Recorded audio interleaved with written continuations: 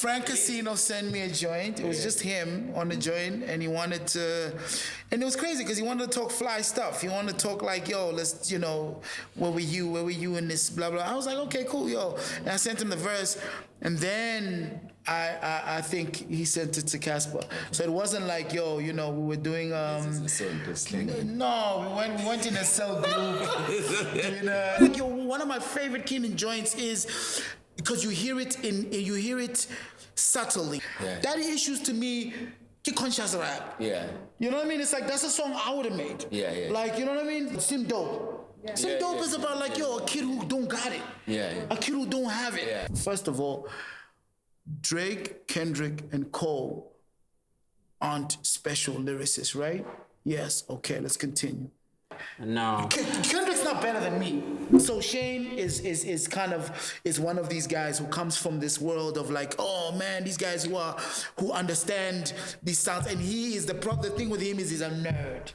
He's a nerd. He's a guy who's gonna play the keyboard from the 70s, that the key of life. Yeah, we are. What's his name? Stevie Wonder was made so that we can get that sound. What a life. Welcome to What a Life. What a life, Stogie T. What up, brother? Firstly, I ran late, as I said earlier before we started, and I knew that you only came as one cigar. So I was worried that like you were going to be, I would have come here and the cigar would be done and you'd be smoking a stompy, So, It was a stash. Tight. What's up, my brother? Good, man. Shout out, thanks for coming through and seeing us, Who's us? This is the What a Life team. Maybe listen, can you guys introduce yourselves? Atlahang, 6 a.m. Yeah, nice to meet you. Sabelo, 7 a.m. Yeah. Salute, bless. Okay. It's really understated when they talk about guys who've really like being in the game consistently for years. You kind of get like, though you don't get put in the conversation. It's always KO, and I'm also even guilty of that. But in retrospect, you actually, even before KO wasn't even at the club, bro. Even before KO, that for me is really remarkable, and you're the last person that one would have expected to have such a long career. And I'll tell you, because you are the most kind of hippity hop. What do you say about like authenticity? Just in the game and just staying true to it. What has that done for you? I mean, we've seen how many years? I ain't counting the years, nigga. How many years? Actually, I wasn't even born. That's all I can tell you. Wow. I was born. 90 what? 99? Yeah, totally. What? Yeah. What? Actually, I was watching, speaking of KO, I was watching your rap battle, Scrambles for Money, Yeah. right? And you're like, tear gas is in the building. Yeah, KO was there. Yeah, KO was there. So it's so crazy it's been that long. Yeah, they came out to see the Nestle Listen to her talking about Scrambles Yeah, for I Money. told you I'm gonna show you. 15 years in the game already when Scrambles happened. Yeah, I don't know, man. Authenticity. For me, I always just felt like, when I read the manual, the unofficial, unwritten manual of this rap thing, I just thought you have to, and thank God the people I met early when I was still trying to be a rapper, they taught me, look, you have to be yourself. You must always be yourself, don't try to be anyone else, they thought that was corny, they thought that was not cool, so thank God that's what they left with me. That was the first impressions I had of this thing, and that stayed with me. So to me, I just followed where my life was as far as like how to be, what to say, what to talk about, like, dude, I loved Shaheen, the rugged child, aka the rugged child. I loved Method Man, but I can't rap about Staten Island. I would be like, I would run out of rhymes after one page, you know what I mean? So my thing was like, okay, this is where I'm at. This is where I'm at. I'm in Beria. Yeah. I'm with, you know what I mean? I'm with Zweli. Yo, we're just going to talk about, mom told me about Biko, this, you know what I mean? Yeah. And then try to figure it out from there. So that's what it's always been. It's just that your life changes. You evolve. So I just continued telling my story and, you know what I mean? And finding my place in the space, you know? How did it come about? How did the interest in writing raps come about? Unlike you guys, I was born into a world where I guess hip hop didn't really. Okay, no, I'm not that old. I guess hip hop existed, but didn't exist in this form. You know, it wasn't the #1 genre in the world. It was kind of like a secret niche thing that if you're cool or if you are lucky enough, you know. I remember when I was like, I was a teenager, I used to stand in the balcony and look for anyone with baggy jeans, bro. Just any sign of like, this guy might know who LL Cool J is, you know? Yeah. So for me, it was just like, I saw this thing and it felt like a discovery. It felt like I want to be down. I want to be part of this club. What is this club, you know? And the thing about that club is that quickly, you can't be passively involved with hip hop. It's impossible. If you are especially young, impressionable, you have to be involved. So I tried breakdancing, I tried graffiti, I tried DJing is expensive, so we don't have the equipment, a lot of us. So by the time you see your first turntable, you've already rapped, b-boy, you figured it out. Okay, I'm gonna break my neck. You know what I mean? Do you have like a b-boy or graph artist name? Yes, Sign 4. Come on, man. This is SIGN, Sign 4. Speaking in graph notes. This is me. This is.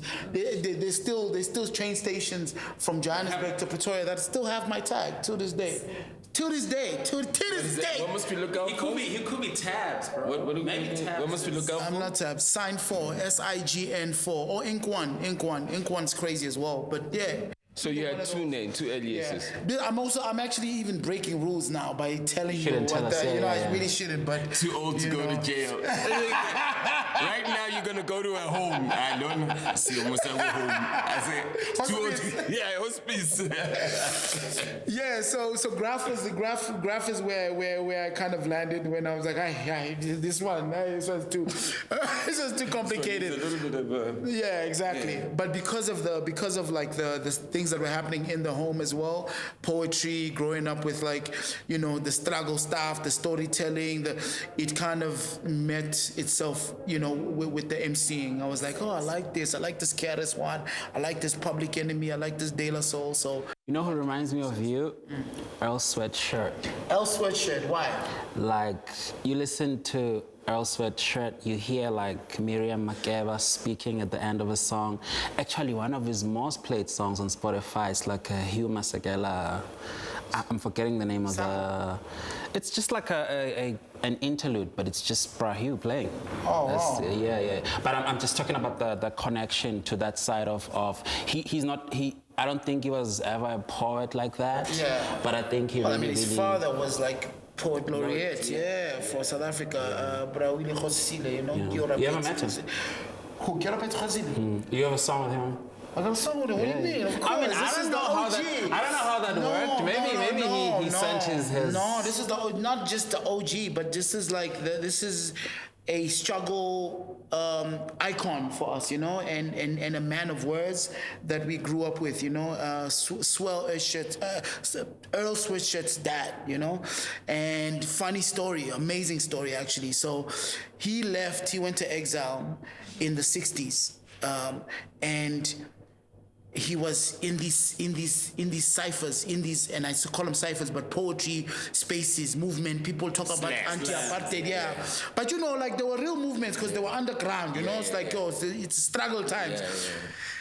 The Last Poets heard him do a poem, and when he says The Last Poets, and they named themselves after a poem that he did. Wow. The Last Poets are the guys who are called the that like the progenitors of hip hop. They're basically the godfathers of hip hop. So check out this circle, right? These are the people who kind of when people talk about hip hop and MCing and rapping, they say, yo, this is the lineage of it. So how crazy is this as a full circle moment that Keorapetse leaves South Africa in the 60s, does this stuff, the blast poets come up, Gil Scott Heron, Bambata, KRS-One,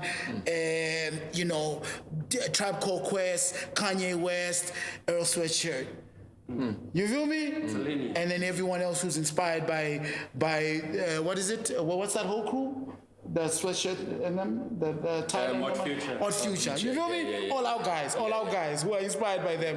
That's amazing. That's and this interconnectedness is like, this is part of why, for me, I always feel like I hear you, yes. I'm from South Africa. Everything I talk about is from here. All my stories are from South Africa. So you sound dumb when you talk about this guy's not South African enough. I don't even engage anymore.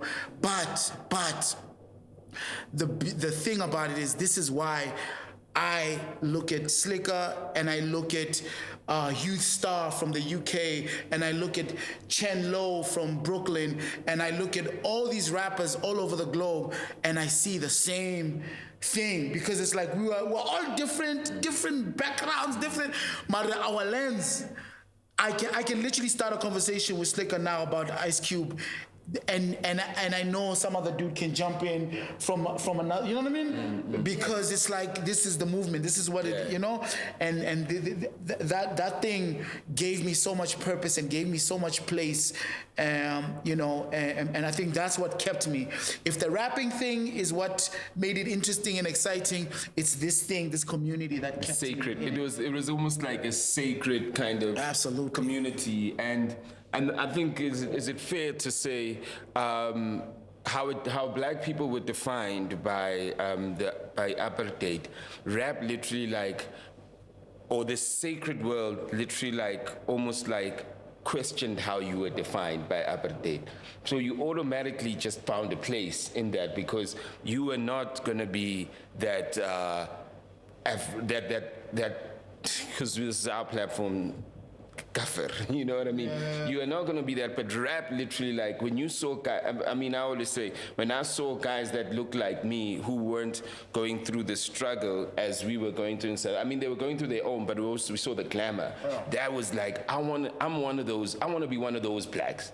I don't want to be the black that's going to be stamped on by the Afrikaner, racism. Yeah. And that's the time that hip-hop was really, was a sacred thing. Absolutely. The difference with you, though, I guess, with a lot of, even us, our generation, is that you were raised in a household of stories. While some of us, and I'm talking about myself, some of us learned stories in hip-hop. I see so we learned stories in hip hop. So we then started writing stories that lit from where we learned. You started writing stories from a household or an environment that was telling stories. And then by the time hip hop came in, you literally just adjusted to tell those stories. And that's why you've also been able, for me, that's why I think you've got such a huge kind of breadth and That sounds like you're saying I was a poet first. No. I'm saying that.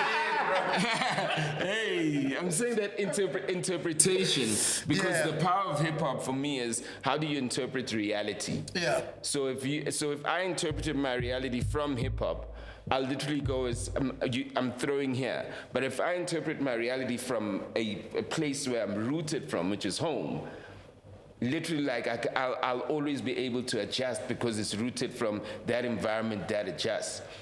Well, I hear you, and I think okay. Let me be a bit more charitable to what you're asking me.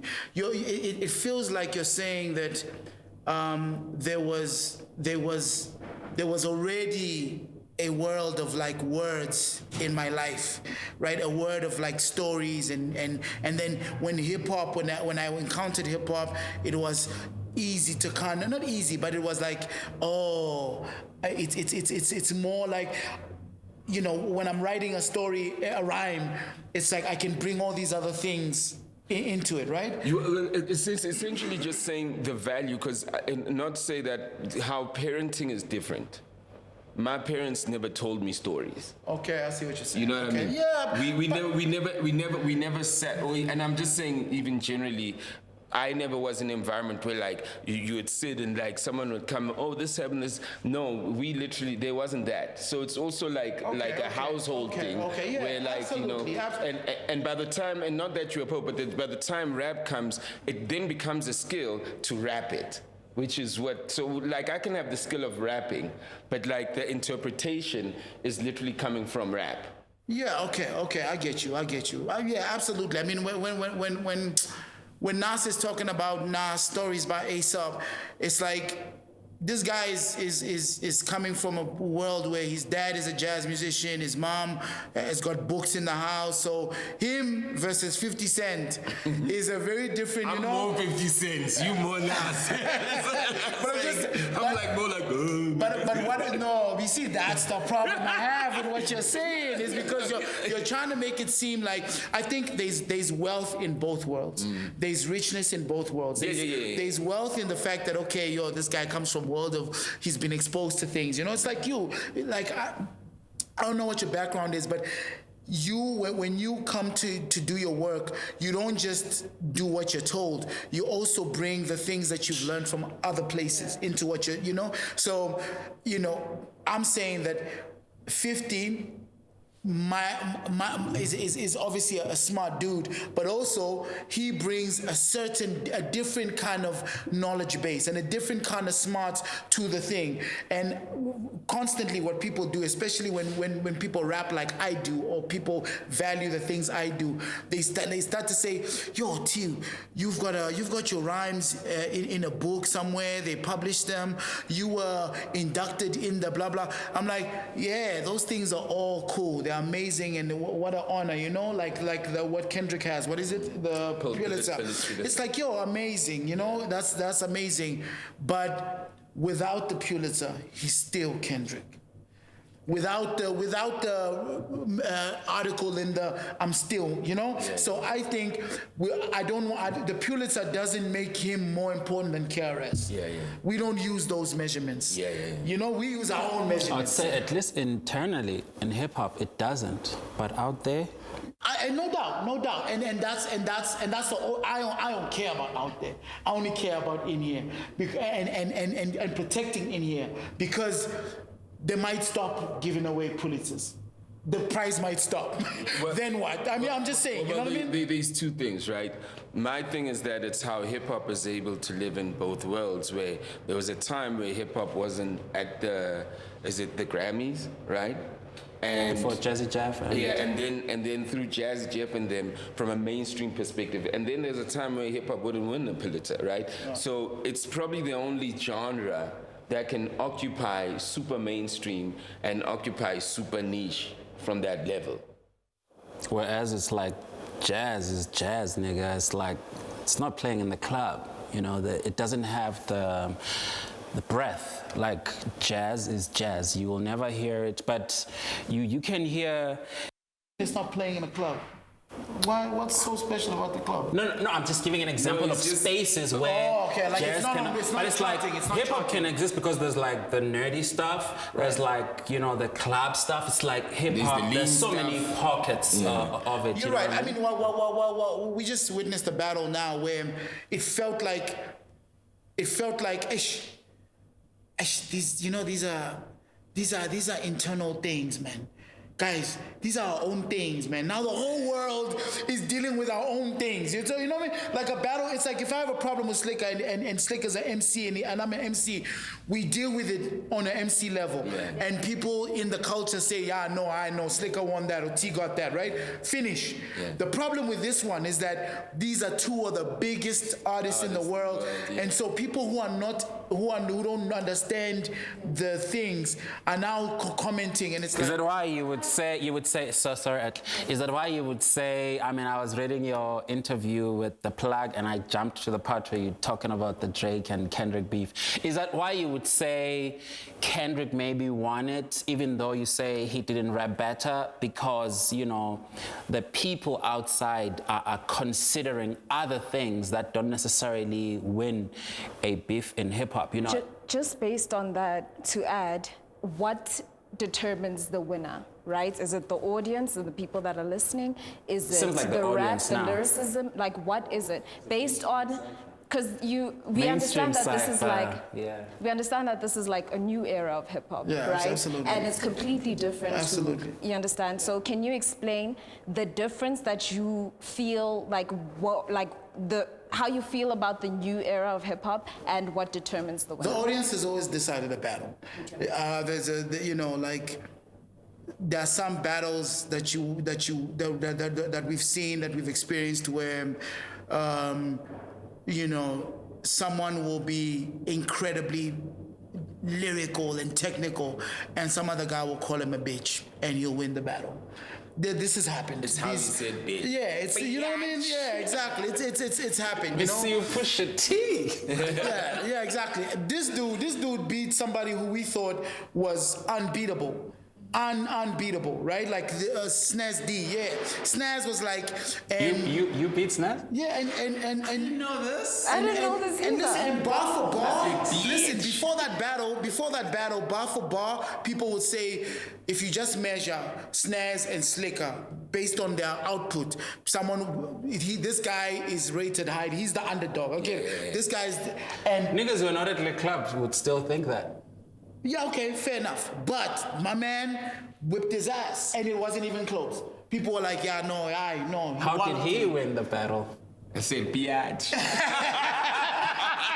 for real, is that what happened? No. What happened, Stogie? I'm so curious about this. This is a what story I happened? have never ever heard of. What? I knew he was like a freestyle machine, but bro, That's part of it. And Snaz was nice off the top, but he was really like, and he was hungry. I mean, he was hungry. He was like, I wasn't there. I just know the story. I wasn't there. I just know. I've heard this story from eight different people. Yeah, you know what I mean. So, but I'm saying, I say that to say this, that. That Slick is whack, but Snaz, Not at all.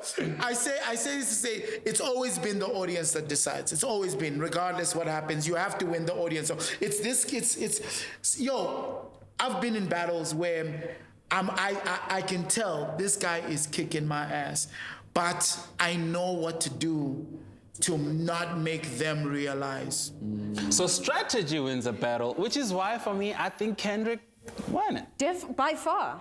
Strategy, because I was like, But I want your opinion. Okay. Yeah. This is not, to me, that's less interesting. That who won is less interesting than what we experienced. Right. Here's what we experienced. Not just an audience deciding who, but an audience even participating in the strategy. Great. Right? Like, a lot of these things were being said in real time. A lot of the lines you hear Kendrick and the angles, people were already saying, months before the battle. People are like, Drake, Drake is a little bit of a, what is it? Yeah, boy, you're a big 6'9" guy. It's like, man, you know what I mean? Predator shit also, it's not new. Exactly, but it's also, it's kind of like people, you know how I used to hate this. I used to hate this, when Twitter was at its height. We were like, man, why is everyone like writing these wish lists? Man, I hope T does a song with MT and Java. Man, I really wanna collab. Like, hey man, shut up, man. What are you guys like? These things are supposed to be done organic. We're the artists. What are you guys doing? It's not a participation, But then this is what happens when the audience has a voice as well. We're watching this in real time. AI, right? The AI stuff. It's like, oh snap, bro. We are inching close to a world where I might have my favorite AI artist. You know what I mean? I might have my favorite, it's that this is... Niggas used to complain back in the days, like bands used to be like, machines cannot make music. Like, I remember I was reading a sleeve, I think it was a UP40 CD back in the days, and the guy was like, back when music was still made by people. So he was basically like, was a jab at the electronic niggas, exactly. Like, I'm sure even like the MPC stuff, because 808 started, was a drum machine, but looking at it now, as you were saying, it's like the Soldier Boys and all those niggas now, they're complaining about the AI, when there was a time it was like, you niggas are killing hip-hop with this, it's electronic life comes at you fast. Speaking of electronic, you got a jazz guy making beats for you, bro, on Shane Cooper. He's on the project. I spoke to him and I was like, this doesn't sound like band music. I mean, I've seen you perform with a band. I was like, nah, nigga, I made those beats myself. Yeah. So the thing about this, there's a thin line, and I might name some names and make some people mad, but there's a thin line when hey, Slick. Rashid. Are we getting ready now? Are we getting ready? Yeah. Getting ready. Clip it. What did he say? Clip this. Clip this. No, listen. There was a time when artists were becoming big. Hip hop artists were becoming big enough to perform in festivals. House festivals, these festivals, Tata Jazz festival. Yeah, exactly. And it was no more acceptable to just rock up with the DJ. So SA hip hop artists were starting to work with musicians, guitar, drum, and the problem, and I'm talking about 2003, 2004, 2005, I'm talking about like when the jabbers, when you guys were hot, when and the thing about it is, not all musicians, right, know how to play all the genres. So some guy might be a good keyboardist, but he might know it. He might have a church sensibility. He might have a jazz sensibility. I love that. But the hip hop, like to play hip hop, you must have either like an R&B or like a definitive sensibility, or just be super talented. Exactly. And in fact, I say that being the guy who had a band, we didn't play hip hop. My band didn't play hip hop. It was a hip hop band, but we didn't play hip hop. We didn't have, the sound wasn't hip hop. Do you understand? Like the roots is hip hop. They're a hip hop band. My band wasn't a hip hop band. Like you can play Illa next to Wu-Tang, bro. Yeah, exactly. Yeah. We come on, you've heard Tumi And The Volume. We did poetry stuff. We did, moving into like some soul, bossa nova. You feel me? That stuff couldn't play in a club. Yeah, it could barely play on radio. You feel me? And this is me confessing, telling you guys that the stuff wasn't classic hip hop, right? Until Pick a Dream. Pick a Dream is when I realized that, so you need a hip hop drummer. You need a guy who can drum like it's hip hop. Paulo, amazing, incredible artist, amazing drummer, love him to bits. But Paulo, and what made Paulo special is that Paulo could play all these different rhythms. He could play all, you know what I mean? He could do the rock stuff, the more punk stuff. He could do the bossa nova stuff, you know what I mean? That was his vibe, the ska stuff that they came up with the 340 mil. But it wasn't like, like this, like a metronome. It wasn't that, you know what I mean? So I think that what happened is like a lot of artists in South Africa were having these bands because that was the expectation. You are now getting paid 10 times more than you were getting paid. So you can afford to have that band. And guys were going up there, I want to hear Jabba's joint, the hit song, and it doesn't sound familiar. So from that point, no, don't worry, wait, I'm still talking. So from that point, thank you, brother, I appreciate it. So from that point, to go from there to like, okay, now we have like, you heard AKA's band. Yeah, I was about to say. You feel me? The Zadoks. Yeah. But guess what? We had to wait for those dudes to grow up. Niggas who grew up on hip hop, basically. This is a Stogie T masterclass, guys. I'm learning so much. We had to grow. We had to wait for those guys to grow up with D'Angelo, to grow up with jazz, to grow up with soul, to grow up with squatter, to grow up with all this, to know these things. You feel me? Where you get guys like I'd say, I was so impressed like the first time I heard them, like Siba Kapstad before Zoe and Manana, where like they students, but they obviously grew around the ambience of like young sounds, but they've been taught jazz. Absolutely. So they were able to kind of like translate that. And I mean, till this day, when I hear Zoe like is one of the few guys where I go, when she articulates singing, rapping, have you heard the diversity? No, it's not a thing. Because she raps on the Silk stuff. Yeah, Zoe Modire. So just make sure, I mean, I'm not even saying what she's saying, but you could even hear her tone when she's angry. Like, rap, delivering of rap anger, right? You can hear her tone when she sings. So that's a person who's learned how to use their voice. But she's doing jazz now. So make sure you go listen to Siba Kapstad and listen to Zoe's rap songs.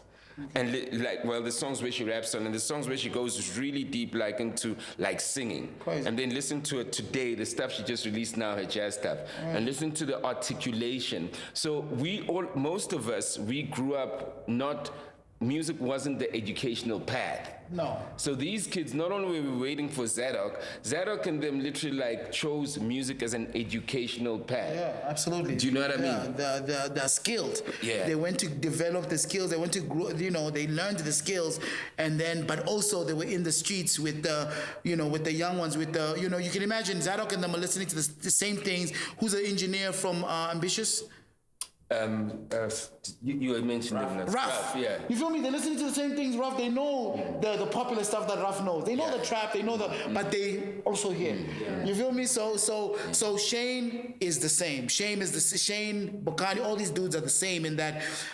Oh man, wow.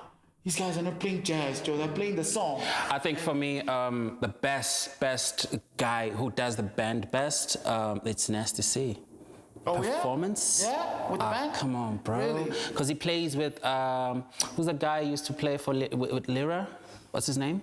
J Star. No. Yeah, J Star? Him. He does the drums and shout out to J there's Star. like a little those dudes pad thing on the side. It's like the hip hop snare sounds different to. But yo, let me tell you though, I think, and I haven't seen Nasty really perform band-wise except on video, but I still haven't seen anybody do it like Keenan.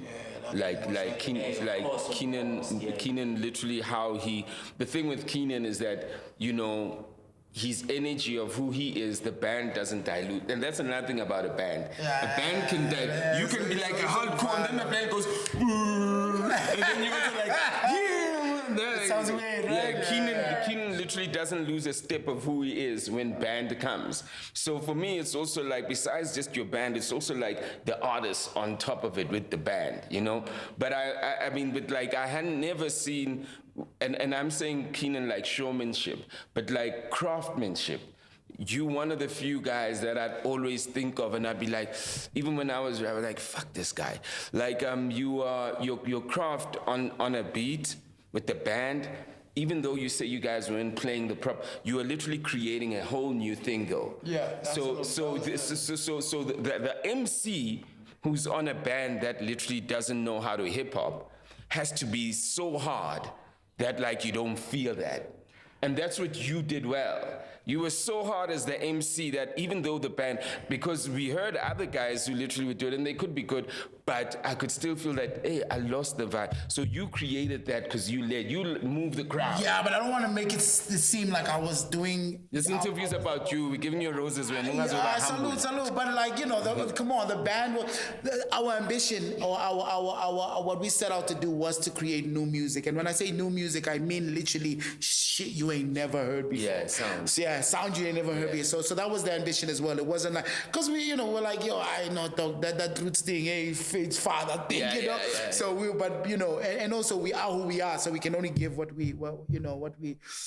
So Shane is kind of one of these guys who comes from this world of like, oh man, these guys who understand these sounds, and he is the thing with him is he's a nerd.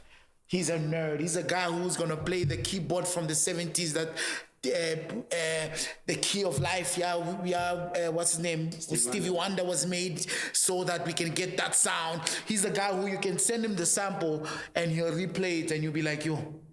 The whole thing, yeah, the whole thing. You know what I mean? So he's amazing, but like just a great collaborator. He's also my MD, my music director, and he's like, you know, the thing about being in a band is your communication. I mean, you were with 9 dudes or whatever, like just coordinating those dudes. And I'm not just talking about, yo, let's meet at the garage at 7. I mean, yo, this guy's going through it. This guy's like, you know what I mean? This guy's actually a shit starer. This one is like, you know what I mean? This one's a bit sensitive. We must be careful with this. That whole thing. I just came on tour. You know, I was on tour with Chinese man. 18 people on a bus, right? 18 people on a bus, sleeping on a bus. Beautiful, by the way. It's not like we're not squatting. You know, it's gorgeous. It's like. No, we're not squatting. Not squatting. When you saying bus caravela. No, tour bus. Yeah. But you can imagine the all the moving parts, Chief. Mm-hmm. The moving parts are crazy for 2 months, irritating each other. You know, this one, you know, is just all those things. And the thing that Shane does so well is he knows how to. Shane's the kind of guy who he plays guitar and bass. He's the kind of guy who will learn how to play drums so that he can communicate to the drummer what he wants. You feel me? That's nuts. That's nuts. Shane Cooper, yeah. Okay. He's the guy who produced the EP. You know how that sound that you described, right? Do you feel like in this current day you could ever recreate it? You know how we say that like in R&B, you know, that R&B sound, and like Absolutely. Today it doesn't sound. Do you feel like that's just Absolutely. I mean, there's whole movements now of kind of revival, making like revival, like, you know. In fact, part of what my EP is, it's like kind of like an 80s kind of, you know, sound, like, you know, throwback, yeah. But yeah, definitely. I mean. There's whole, like I said, there's whole movements of people who just do that. They're like, yo, we're going to try and find this. In fact, online, the thing I love to do is to just find pages of like, yo, 90s beats, 90s R&B beats. You know, just listen to that stuff and just like, oh man, bro, like I remember. You know? And no, not songs, like beats. Cats are making like a Boyz II Men type beat. A producer, you know what I mean? Like, yeah, full-on production. It's like, wow, and selling it if you're a singer and you want to do that kind of stuff. So yeah. It's a lot of that. Yeah, you know, when you put out Return of the King, I remember when we had this conversation. No, I think the parallels. Stogie T didn't put out Return of the King. The parallel. Oh, come on, bro. It's still the same guy. The parallels that I can draw between Return of the King and you know, at least sonically, and this project, and just like the creation and not the way it sounds, but I would say maybe the philosophy. Like what? Bro, I talk about. I even forgot my passion. My demons are order born, German engineered 4 exhaust. Who do me? Who has who German engineered 4 exhaust? Who do? That nigga didn't know shit, dog. I think. I even forgot my question, bro. I was really trying to ask a serious music question. The kid in him is like, I been Papa. When you go back and you look at the kid in you, you're like, I been Papa Lintona. Nah. You know, guys. Let me tell you guys, the greatest trick that I ever played on the game is the Stogie T thing, because I realized that you guys were not gonna allow me to make other types of music as Tumi, because I tried and you said, that's not Tumi's type of sound. So I said, okay, I'm gonna do this Stogie T thing. It's gonna be a new artist, it's gonna be a new thing, so you guys can. And I did songs with MT, and I did some really cool things that I love, that I'm like, oh, now I can go there, I can do I can stretch my bounds, it's amazing. But also now I can make a whole album about Steve Biko, and you guys be like, yo, you heard that new Stogie T? You feel me? Without going, But people are actually saying, nah, you're back to Tumi now. I've seen that narrative so. No doubt, and that's fine. That's whatever. And I mean that. That's whatever. You know, my thing is it dope though? Well, here's my Can you thing. mess with it? Here's my thing. You know, I will give you an answer. You know, when I first listened to the project, when it was sent to me, I immediately texted Sabelo after that and I said, in Tumi. Stogie T, you know, That's what everybody's saying. You remember the sobering? They were like, yeah. Yeah, you know, so for me, I was like, you know, that sounds like that. But what really kind of, I guess, intrigued me was the idea of, for you as an artist, do you also think much of like target audience, right? Because at this point, yes, you've gone back to your Steve Biko shit right now, you know, Ulapia Naguma stories. Haven't. Now I'm just saying the sound though. You've got like samples. You've sampled like a lot of bubblegum music, and well, I'm thinking of the Brenda Fassie sample that you did. It's just like, is it? Until because I said yes, it is. You know. It sneaks up on you. You're like, what is this? Yeah. I mean, for me, like that's a themed album. Yeah. When you talk about the album, that way you say you're featuring about MT. So for me, the styles are themes more than. That's what you always do anyway in your project. Absolutely. You're the guy who doesn't drop the same project twice. Yeah, so Empire of Sheep is like, yo man, some heavy hip hop stuff there, some like, you know, boom bap stuff there, and then like, you know, it's the two singles I dropped, Don't Know with Nasty C, Animals with Benny the Butcher. It's like, yo, there is to me, I just want to capture a moment and like, yo, here we are, you know? And the thing about Shallow is like, yo, I'm really feeling this thing. I'm feeling I want to cut you. Yeah. That's exactly where I want to go with Shallow. Where are you right now? Yeah, I'm feeling like where the country is, you know, like my thing is always like the collective consciousness, like where we are, and then just wanting to, because I keep a long time ago from like the conversation in the raps. Like, you know, like I remember talking to Keenan, he was like, hey, team, I can't rap about strife. Can't rap about problems. You know, and I'm like, what do you mean, dog? Like, yo, one of my favorite Keenan joints is, because you hear it subtly, like what is it? Daddy Issues. Yeah. Daddy Issues to me, conscious rap. Yeah. You know what I mean? It's like, that's a song I would have made. Yeah. Like, you know what I mean? Yeah. What's this?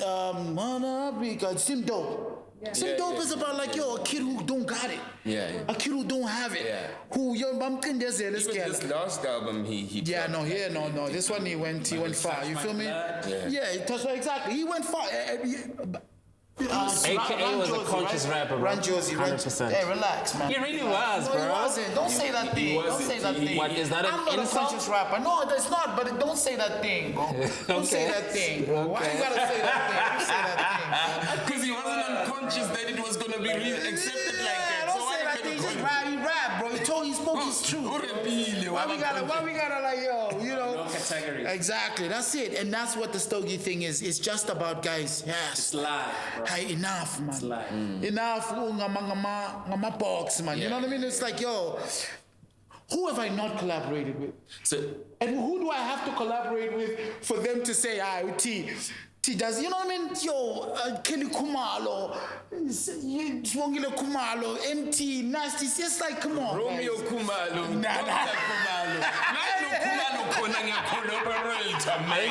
So, Bonj is a frequent collaborator. I saw you perform with her once, and you know she's on a lot of your songs. Can you tell me about your relationship? Yeah, talk your shit. Who's Bonj? It's like, Yeah, talk your shit, man. Let them see, yeah, exactly. Bonj is really a sponge. No, Bonj is an amazing artist. Also one of those like incredibly trained musicians who, like, you know, is in the like dance world, you know, kind of like prop, you know, world, but can do anything. That's why she's in the band for me, because it's like You know, you got one in my band. We play the catalog. We don't play like the new album. We play like everything. You can imagine. I do a song that I featured Kelly. I do a song I featured Pebbles. So she sings all of that stuff.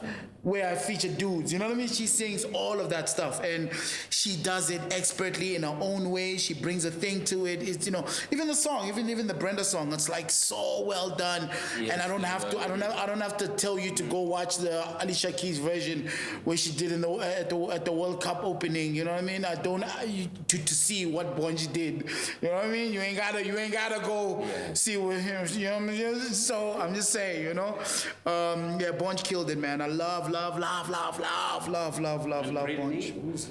Brittney Crush is crazy. Brittney Crush represents my excursion into the internet world. I discovered it online, man.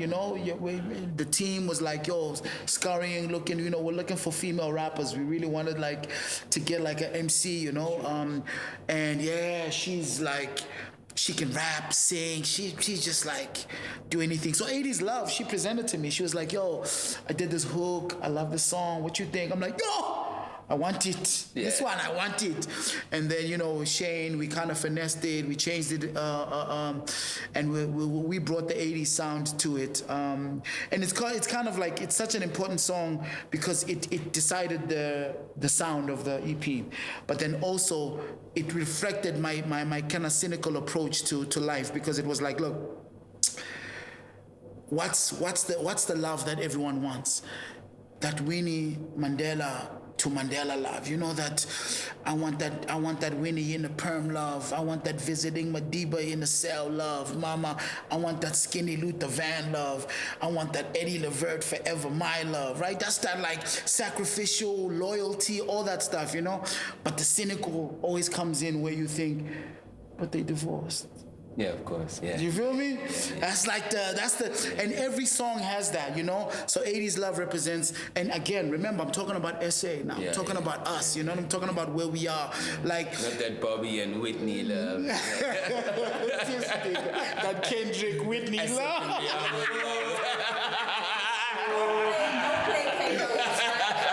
Somebody said, be home, please. Apparently. Keep speak pipe down. Scissor, get you right down. Just to talk to you, I had to hike down. Come on. Not easy. Anyway, sorry guys, sorry. So every song kind of has those moments of cynical, thing. Come on, all you have to do is go online to see people roasting couples. It's gonna end in tears. Blah blah blah. All that stuff. And then. What is it Zimkile is the land issue, you know what I mean? This idea of I want our land back.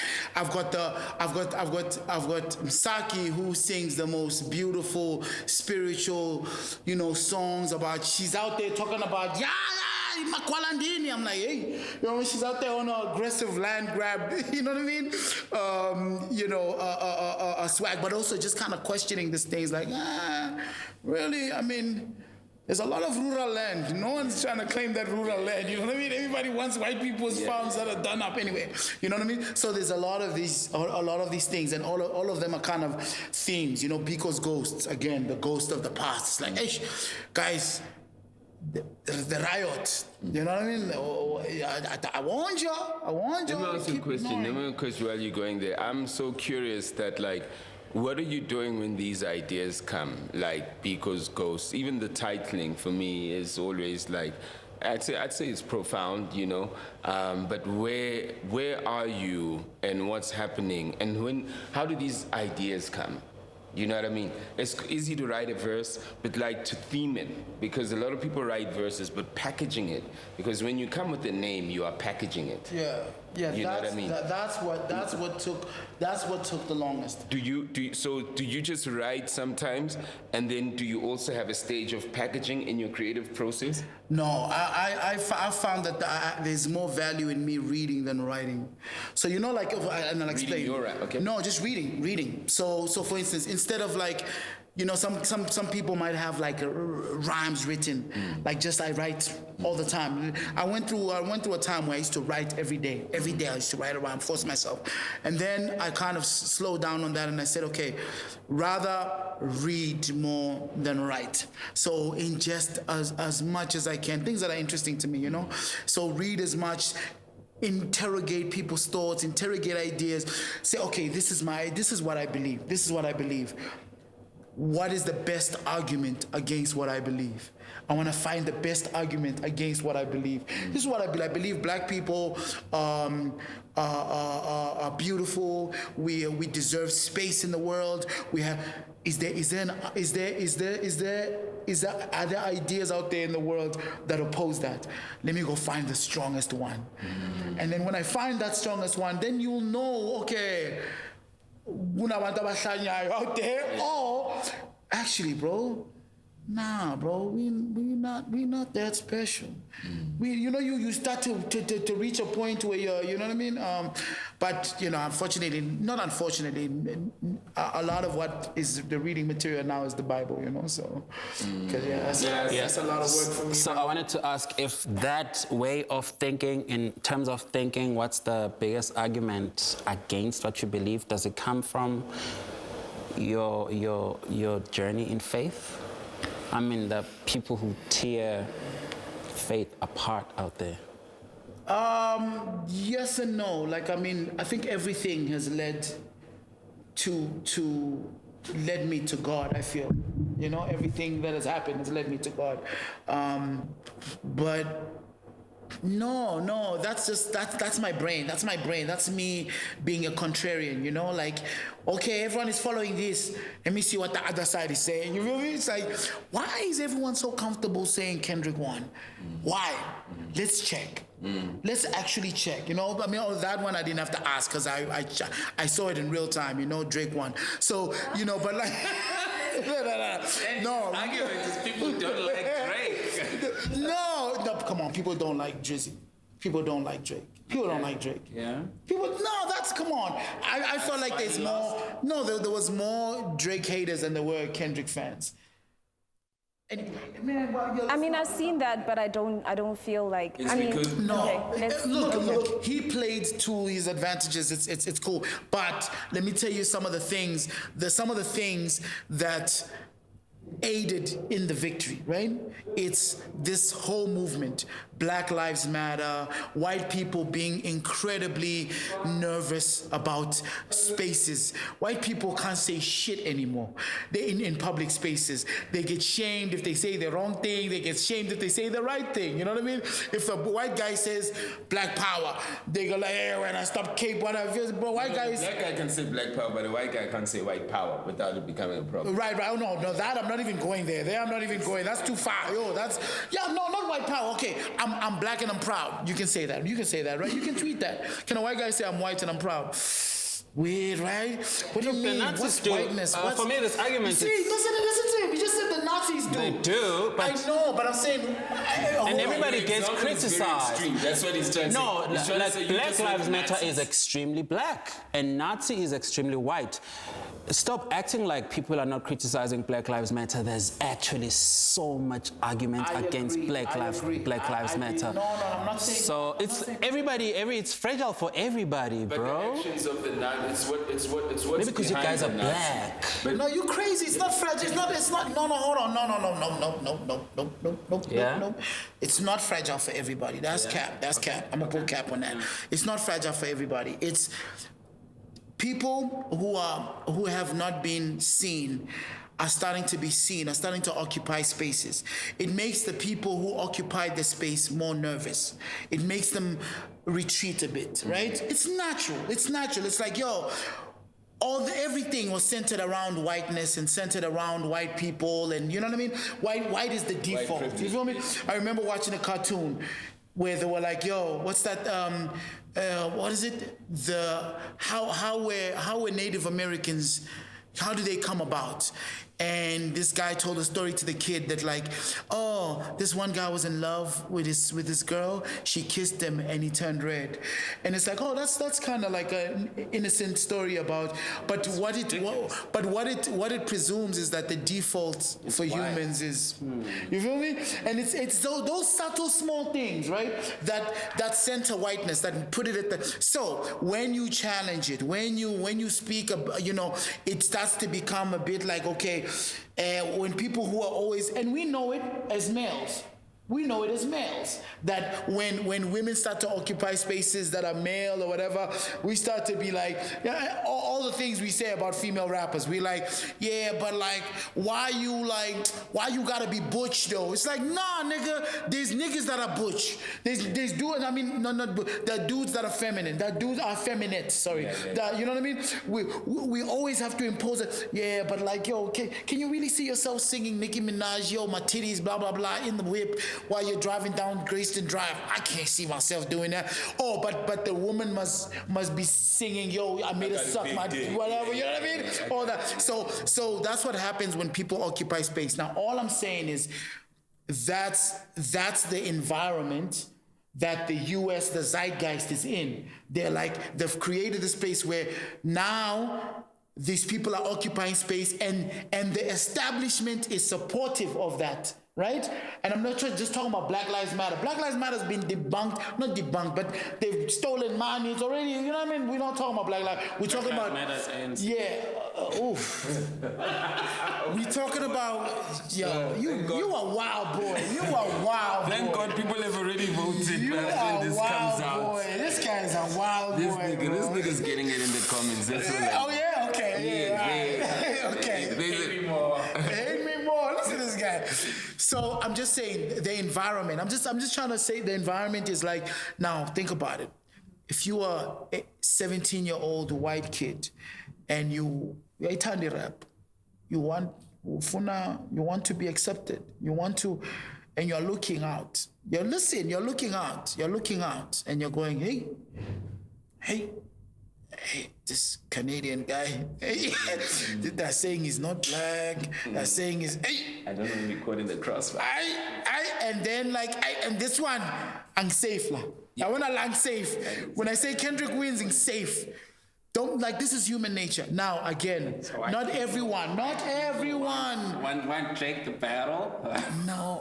No, you see, you jump. No, he jumps. He jumps to the furthest point. I'm just saying, here's my thing. Okay, Sabelo, we're gonna take it. We're gonna slow down. Here's my thing. I'm saying, Kendrick Lamar's strategy, his songs, the bop at the end, fire, amazing, all dope, very strategic, really cool, dope. If you say he won, I'm not going to argue. I like what I like, whatever, it's cool. But I'm saying, like all things in life, there are other factors. There are certain other factors that, when Kendrick says Drake used bots, it's plausible that Kendrick used bots too. Yes? No. See? Exactly. And my thing is, that's the lunacy of being a fan. That's what I'm saying. You are part of a tribe. You're part of the Dot tribe. And I'm saying, because we are like, yo, I can tell you right now, before we start this conversation, and I know you're doing it here because it's for the whole world, right? But before we really start this conversation, I have to do an insanity check and say, look, okay, first of all, Drake, Kendrick, and Cole aren't special lyricists, right? Yes, okay, let's continue. That's where I start. I go, they dope, but they're not special. They're not Lupe. They're not Lupe. Who's special? Lupe special. A$AP Rock is special. Jay-Z is special. Nas is special. Kendrick's not special? Kendrick's alright. Kendrick's alright. No. Cole is alright. No. Kendrick's not better than me. No, he's not, but I would say... I think so here's my thing. I think you guys, it's the criteria that you're using, you know. And I had this conversation with people where they're like, can I? You guys are interrupting me. People are always saying I'm interrupting. Sorry. You see what happens? No, because I said something wild and they're gonna come after me. I said something. I'm just talking about rapping, guys. I'm not. You don't start quoting numbers and sales. Many hours later. Come on, We's is probably like, nigga, you really hate short people, my nigga. Like going to Okay, guys. Shallow, yo. Shallow out now. Enough about this. That's also kind of the thing when we're talking about Black Lives Matter. That's the thing people use to take advantage of people who are empathetic, of people who want the best. You know, if I say, are you against racism? You say, yes, of course I am. You know, okay, so let's go break in this store. This white guy beat up this black guy.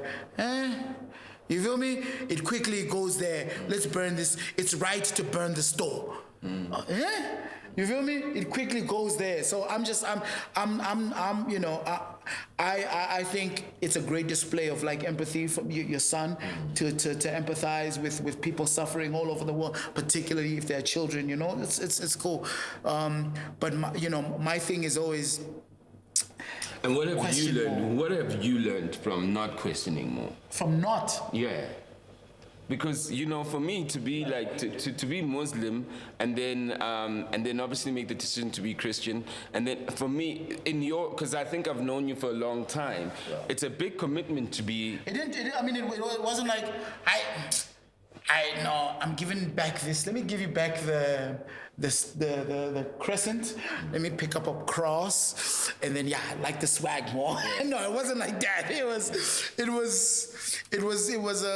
a serious journey. You know, in fact, I spent a good 2 years just reading atheists, just delving, thinking, you know what, maybe I can form myself. Maybe I can create the world for myself, where it's like it makes more, you know? And it made me very speculative about the world. It gave me a new muscle of how to question things. I loved it. But I can't be godless. I can't be, you know, I was just like, yo, you know, everything I've tried to control for myself in the world has gone to shit. So are you and Cassper gonna release a joint album?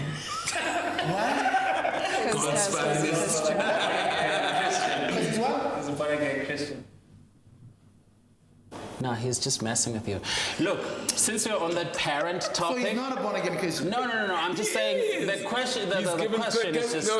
I don't think just because you're Christian, you guys need to make a... Giving his life to God, and I mean, at least from what we see, like he's really giving his life to God. I'm still swearing. I'm terrible. You know, I don't think he stopped swearing, but like he is also Cassper. So like, you know, it's like a change of content completely, right? So it's not like he's an artist who's changed, but like he is still Cassper. So it stands out when he. I mean, God gave him those gifts. Those gifts that made him who he is in the world. Yeah. So for me, you know, so actually, no.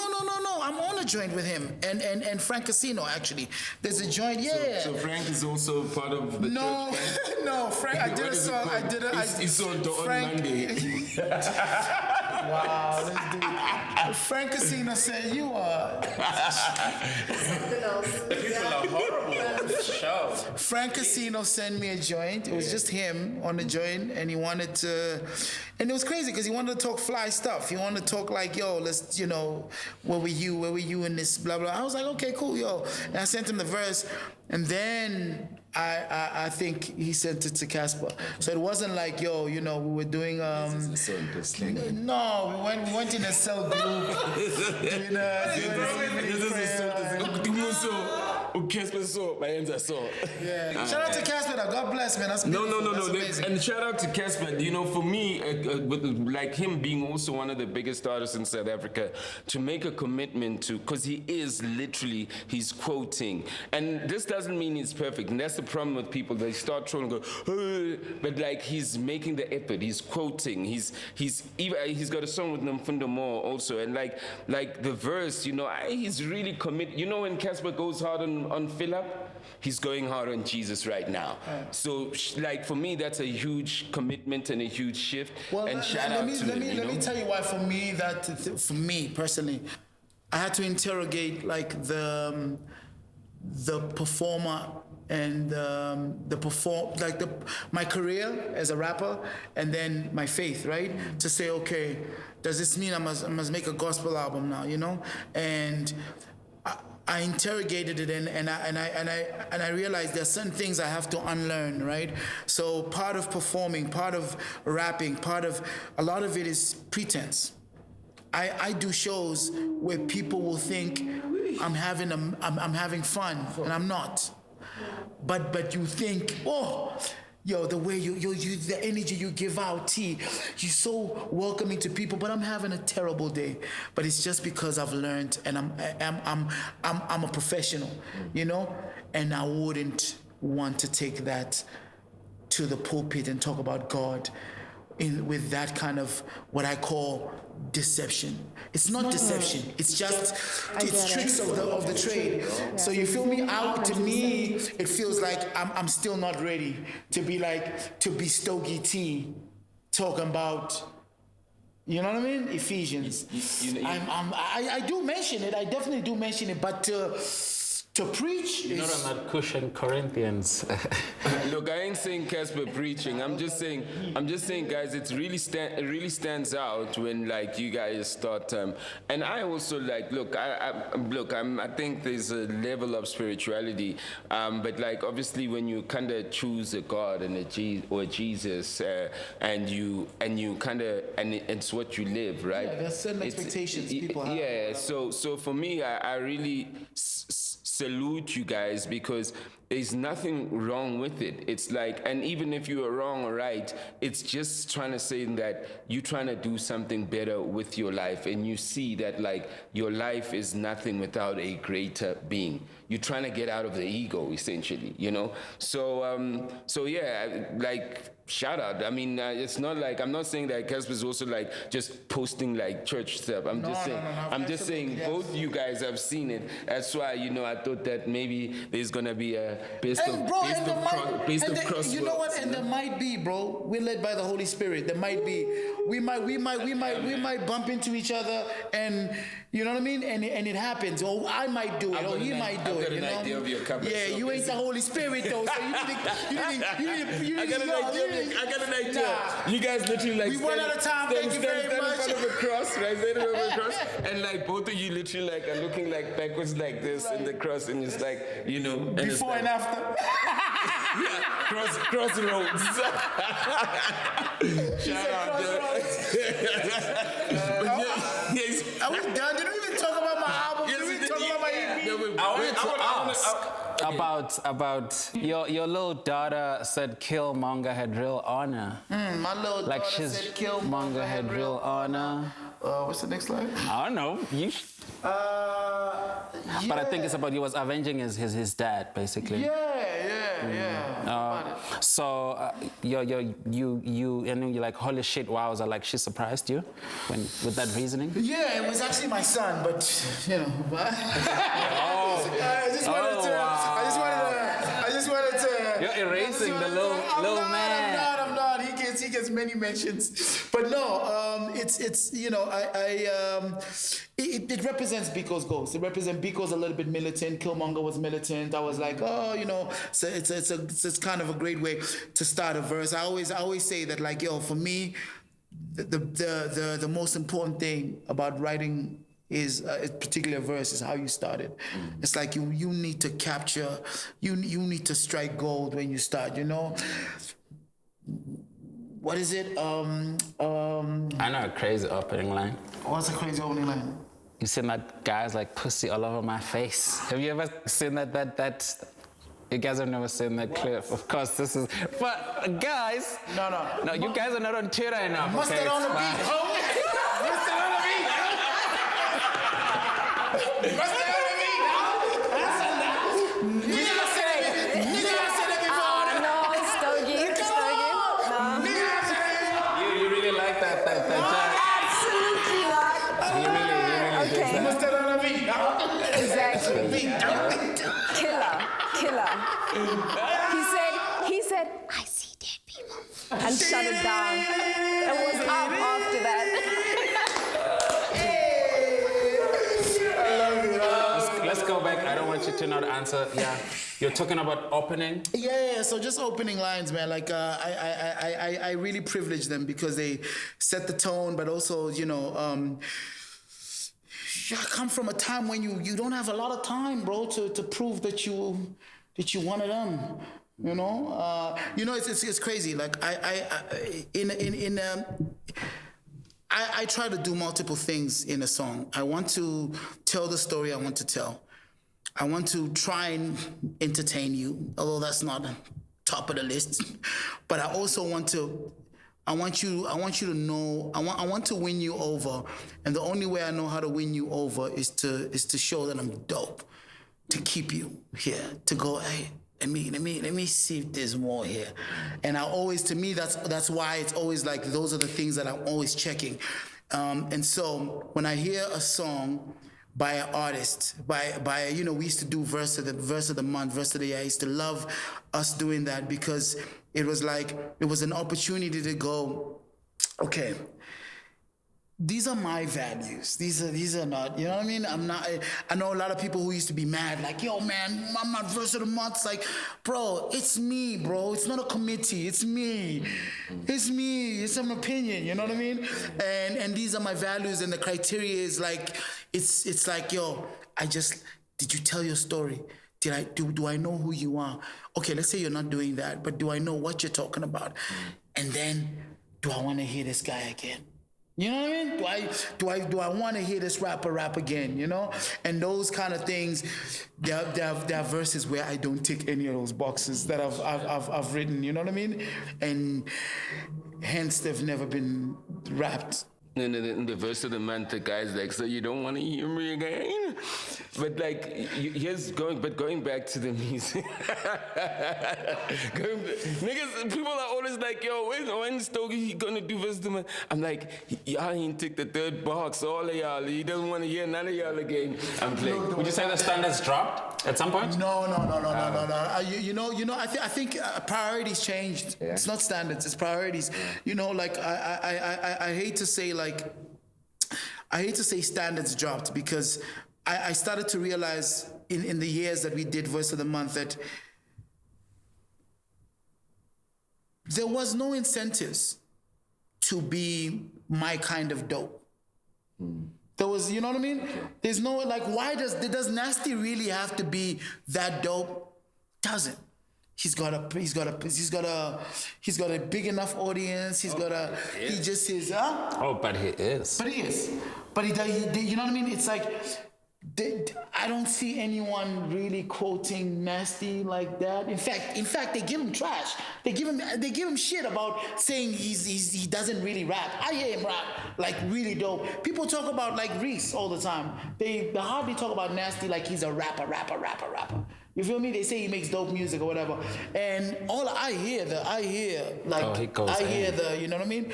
And I'm like, maybe there's no incentives. Maybe the audience is not really primed that way. Maybe they don't really when you say care. priorities, audience priorities changed. Yeah, exactly. You feel me? And artists, like they do this. So when people say hip hop is dead, they're not saying people aren't rapping anymore. They're not saying people aren't making dope music. They're saying there's no hits. They probably also there's no presence in the public space. Yeah. And it also means collective conscious. Even in music, priorities have shifted. Also, do you know what I mean? What do you mean? As in, like, if hip hop was alive and we had bars and we had then like if the collective conscious is not going to ciphers, if the collective conscious is not going to trends to go freestyle and battle, if the kids are not going to, they want to go to clubs as an example, and we wanted to just go grab a mic, you know, I sometimes ask myself, can the days of like Black Sunshine, like was it like the Yeovil days? where live was like live never had to be like a stadium. Live could be in a club. Anybody trying to go back? Fuck all that. I ain't saying you want to go back. I'm just saying the priority has shifted though. Okay, But because it's still art for me to get on that stage. And so people's priorities are not to be there, literally like I'm listening to poetry or rap or an up and coming just come. But maybe it'll come back. But here's my question I wanted to ask, and this is the last question for me. I see you're about to go on a tour right now, and there's always the conversation. You talked about being true to yourself in the beginning when we started.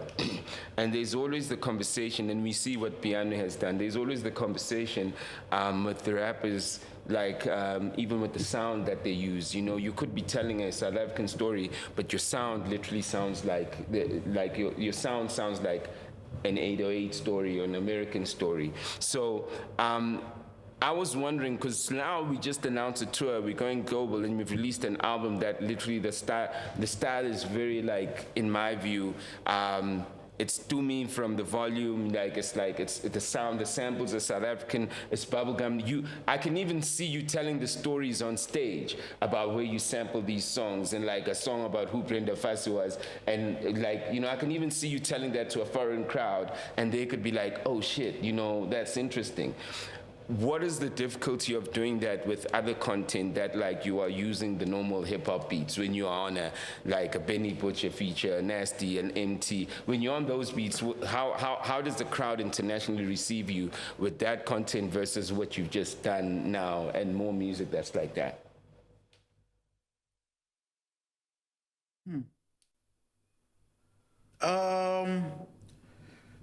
I think the core of my audience anywhere, globally or locally, is primarily concerned with like me as a lyricist. So they focus more on what I'm saying, how, you know.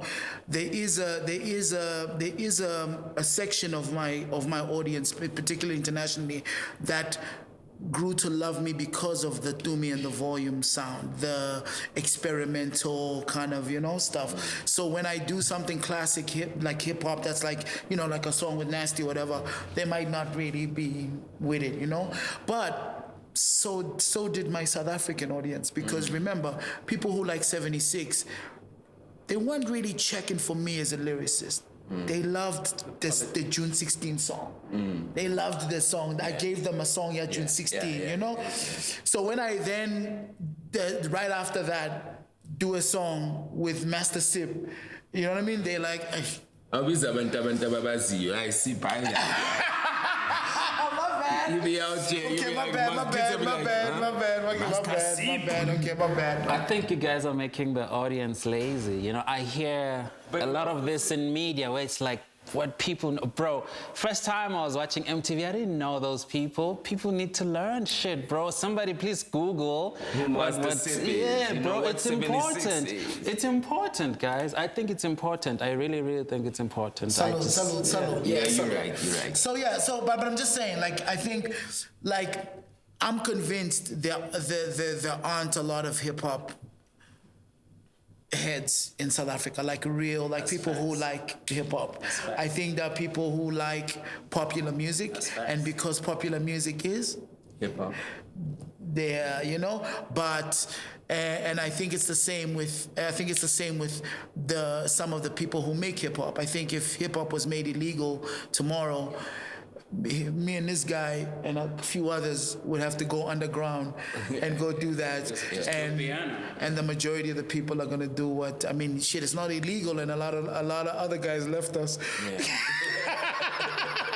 You know what I mean? Salute to them. But I'm just saying, you know, I think that, you know, was I No. Was that weird? Not at all. I apologize if that was weird. Not at all. She didn't give me that was weird look. It wasn't. It's not. Okay, cool. Yeah. So I just, you know, I think I